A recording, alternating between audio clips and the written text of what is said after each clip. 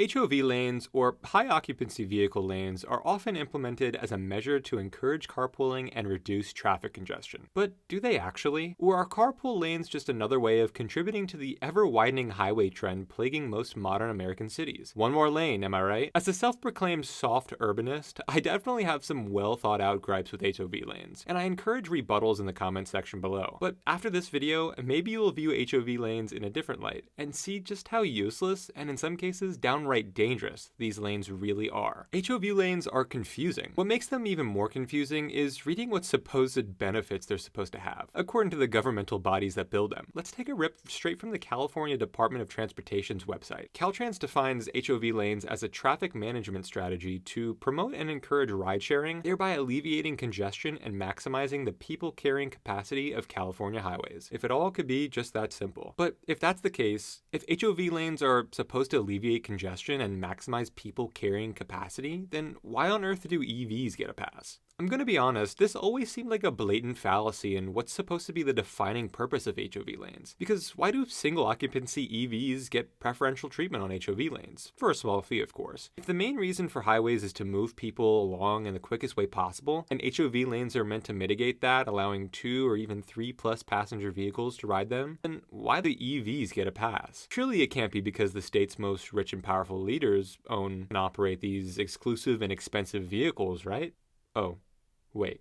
No, apparently it's to protect the climate, to lessen the harm on the environment, which is funny considering natural gas-fired power plants account for half of California's electricity generation. Nice. This is HOV lanes' biggest fallacy. Dare I say hypocrisy. HOV lanes do not make people want to go out and buy EVs with the sole purpose to contribute to a cleaner California. HOV lanes effectively prioritize wealthier citizens, segregating those of us who drive gas-powered vehicles to be subjected to the poor people lanes, while the EVs, which have an average price tag of $60,000 in the US, get to drive single occupancy in the private lane. And look, it's not that I don't think there are any benefits to driving EVs. Of course there are. One of the biggest benefits I've seen evidence of is lowering noise pollution on city streets, because gas-powered engine vehicles are just too damn loud in this day and age. But, I mean, come on. It's pretty clear what's going on here with these lanes and how states' socioeconomic disparities are clearly exacerbated by their implementation. Carpooling may not be a feasible option for individuals with irregular working hours, or those in low-income jobs, or lacking a social network conducive to carpool arrangements. And furthermore, what exactly happens to California's thousands of miles of HOV lanes in 2035 when all the cars sold in the state are mandated to be zero-emission electric vehicles? I guess they'll have to change the definition of HOV lanes then, right? I mean, the entire purpose of HOV lanes will be moot, and it will even further divide lower-class and upper-class California residents. By then, HOV lanes will be nothing but another lane on California's ever-expanding highways. It'll no longer be a special thing meant for special people, when most of California's residents will be authorized to drive on them with their mandated EVs. And of course, it may be slightly different for other states, but it seems to me that this is just California's way of doing what Texas is doing with highways like the Katy Freeway, but with more steps, in the name of being environmentally conscious, of course. From a soft urbanist perspective, the allocation of space to HOV lanes often comes at the expense of alternative, more sustainable transit options. Cities in the US are grappling with the need for efficient public transportation systems to reduce reliance on private vehicles. Instead of prioritizing HOV lanes, I and many others argue investments for comprehensive and accessible public transit networks, which can serve a broader cross-section of the population and contribute to the overall reduction of vehicular traffic. But lastly, one of the biggest drawbacks to HOV lanes that I've seen commuting by car is just how dangerous these lanes can be under the perfect,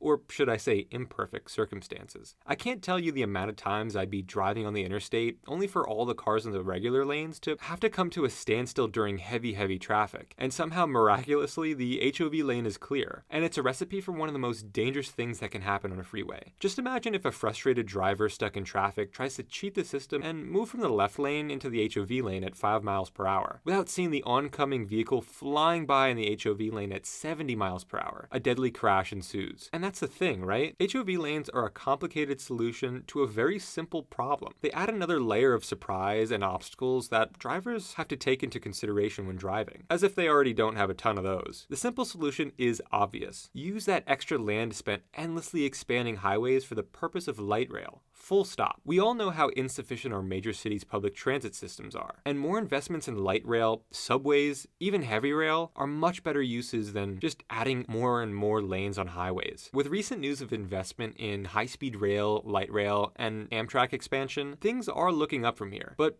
I'm gonna be honest, every day when I drive on I-5 in California, I see them expanding. So whether those investments will actually mean something, or if we're gonna continue to expanding highways, is yet to be seen. While HOV lanes were conceived with the intention of alleviating traffic congestion and promoting shared transportation, their implementation falls short on multiple fronts. And I think, collectively, the drawbacks of HOV lanes outweigh the positives, and it's time for all of our cities to think smarter. That's all for this video. I'll see you in the next one from Town, City, State.